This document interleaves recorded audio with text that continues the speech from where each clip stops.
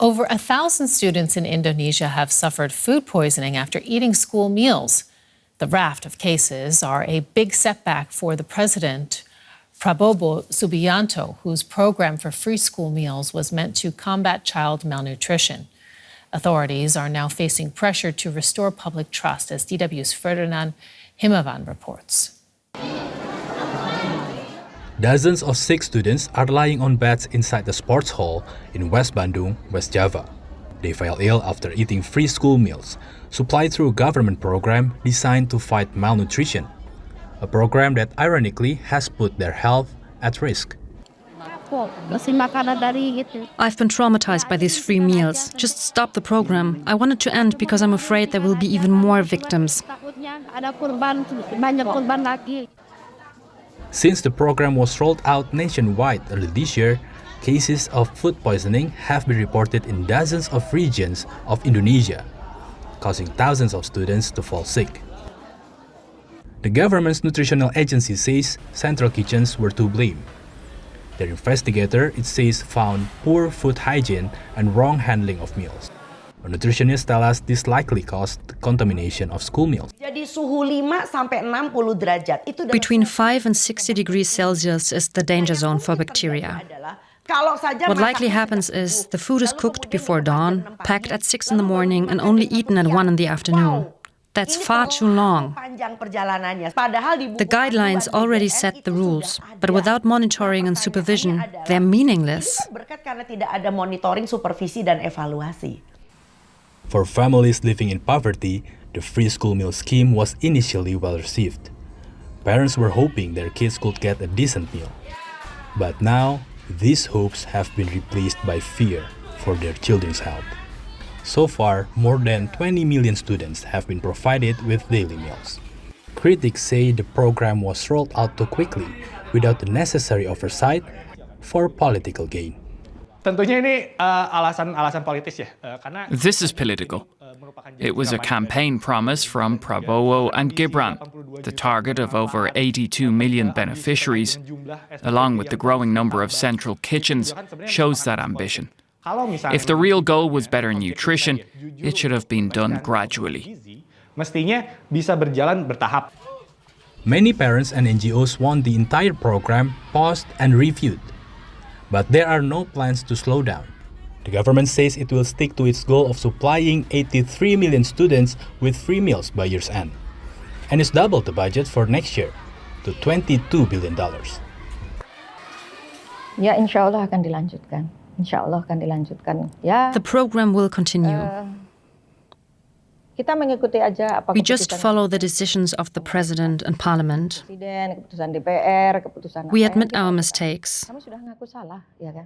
We will make improvements and we will keep listening to public feedback. Dari masyarakat. Among those pledged improvements are the certification of all of the program's central kitchens and better monitoring. As of last week, 20 central kitchens were shut down. The National Nutrition Agency says more could follow. And let's get more on this story. We are joined now by political analyst Alfath Bagos Panuntun El-Noor. Welcome to the program. Tell us, the government is adamant to continue with the program of free meals. How is that being received by the public, especially parents of school children? Yeah, I think the government intention is still good. They want to address the problem of our society. It connected about to reduce the stunting, to help the children from lower class to get proper nutrition. But the way is being continued now after so many cases of food poisoning in almost 50 percentage in Indonesia area. Really makes people lose confidence. Many parents from different provinces, especially in urban area, are asking why push the program so fast when it's not safe for the people. So it's like the government wants to prove that they can deliver. They forget that the safety is the true comfort. So I think this is the way of the problem. And it makes the people, especially the parents, are really angry from from this kind of problem in Indonesia. And the government is also promising stricter food control regulations. But how likely is that? Because, I mean, it follows the president's political ambitions to roll out as many free meals as possible. Yeah, I think it's a positive step that the government has willingness to have strict food safety control. But to be honest, this is not only about hygiene or regulation. This is about the ecosystem that built by the government. The supply chain is very long. Food goes control from central vendors to regional kitchen, then to school.